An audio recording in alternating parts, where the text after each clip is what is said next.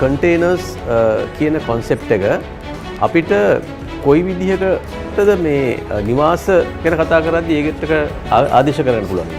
මෙහෙම ඇත්තටම දැන් අපි ශ්‍රී ලංකාවගේ ගෘහ නිර්මාණ ශිල්පිය ගත්තොත් එහෙම ඔබතුමා හොඳට මේක දන්නවා.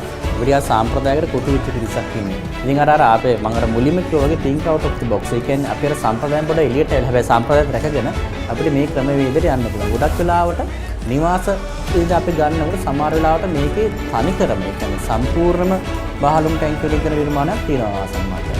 ඊට අමතරව තියෙනවා කොටසක් විදිහට අපි හිතමු තමන්ගේ නිවසට කාපෝච් එකකට එහෙම නැත්නම් ඕපන් වෙරෙන්ඩයක් විදිහට එහෙම නැත්නම් රූෆ්ටොප් එකක් විදිහට නැත්නම් පොඩි ගාඩන් ඒරියාවක් විදිහට මෙහෙම පාවිච්චි කරන අවස්ථාවල් තියෙනවා. ඇඩිෂන්ස් කියලා. ඇඩිෂන්ස් වැලියු ඇඩිෂන් විදිහට අපිට මේකට පාවිච්චි කරන්න පුළුවන්. ඉතින් ඒ වගේ විදිහට දැන් මේක මේ වෙනකොට ටික ප්‍රවණතාවයක් එකතු වෙලා මොකද ගොඩක්ම තරුණ පිරිස. ඒ අත්දැකීම් එක ඒගොල්ලෝ මෙහිට අලුත් දෙයක් කරන්න උත්සාහ කරන දැන් ඒ වගේ අලුත් ප්‍රවණතාවක් මේකට දැන් එකතු වෙලා තියෙනවා.